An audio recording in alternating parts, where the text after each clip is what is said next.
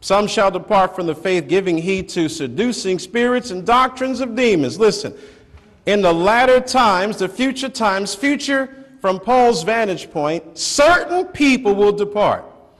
Actually, depart could mean to become faithless. Now they'll be a part of the group until it's required of them to be totally committed to Jesus Christ. Then you watch what they really are. They are faithless. They are the Demases of the church, who don't mind coming along on the missionary journey.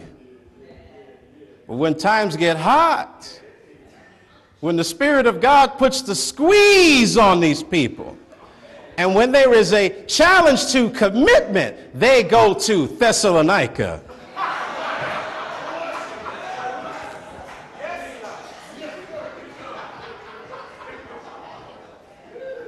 And Demas didn't go to Thessalonica to visit.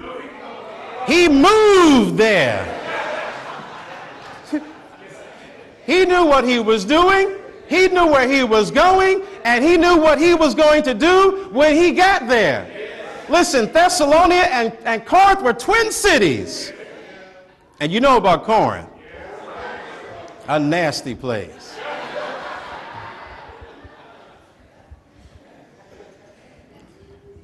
Now, no one lives their life apart from divine influence.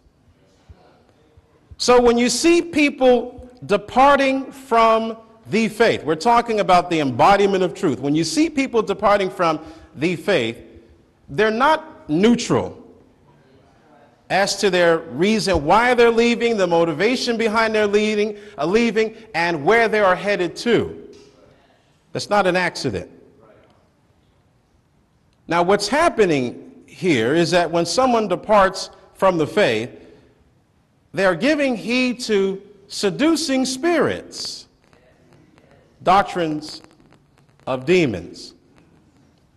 Now, when we talk about the faith, again, we're not speaking here of an act of believing God. We're talking about the embodiment of the truth, the scriptures, which if you depart from them, you also depart from the biblical Christ. You can't do one without the other, since it is his words that he has commanded the church to do. Now, it is of the utmost importance to know that whenever a person leaves the scriptures, they are being motivated by seducing spirits and doctrines taught by demons. That's what's motivating them. So when a person leaves the scriptures, they are not doing it alone, but they are being demonically motivated. It's hard for people to believe, especially those who really don't believe the Bible. But the fact is they're being demonically motivated in their leaving the truth.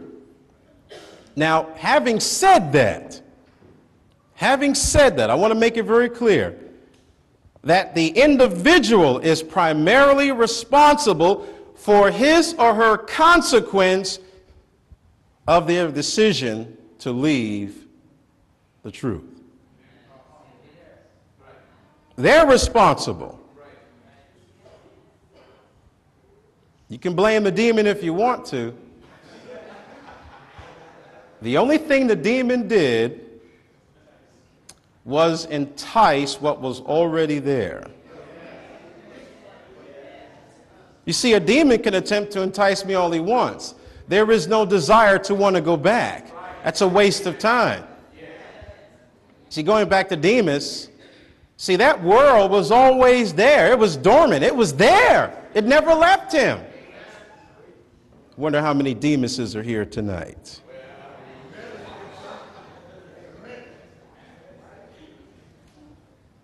The cause of their departure is clearly evident by what they give heed to. Let me say that again. The cause of their departure is clearly evident by what they give heed to. You can't listen to anything and everything and it not affect you. And some people don't have much discernment to know the difference. I mean, you can't listen to Dr. McGee and Kenneth Hagin and not see a distinct difference. Something is radically wrong when you cannot tell that there is an infinite chasm of difference between these two teachers. One being a true teacher who now enjoys the fruit of his labors in heaven, the other one on earth leading people to hell with his false doctrine. Oh, I'm very opinionated about this foolishness because somebody needs to say something, and all these gutless wonders behind pulpits don't have the intestinal fortitude to tell their people the truth about anything.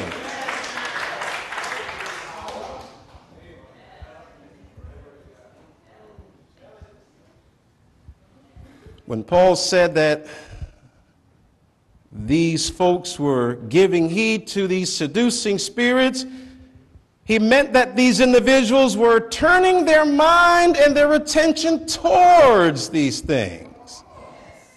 Oh, they sat in the midst of the church and they had a wonderful praise time and they nodded at the preaching, but in their hearts and in their minds and in their spirits, they were giving their attention to listening and taking heed and giving heed to those seducing spirits, trying to lure them away from the truth.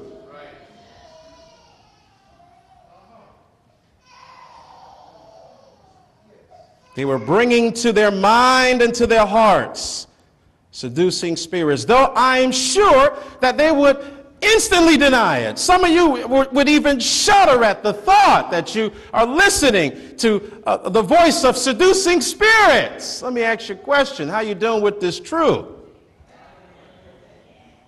What is your response to systematic Bible teaching? How do you respond to it? What, do you get a little ticked? A little angry? Don't like the speaker? Don't like the way it was said? What was said? Why it was said? How it was said? When it was said? And that it was said. Oh, I know who's whispering in your ear. There's no mystery to me. It's that seducing spirit you're denying that's whispering in your ear. Even now he's going, don't listen to him.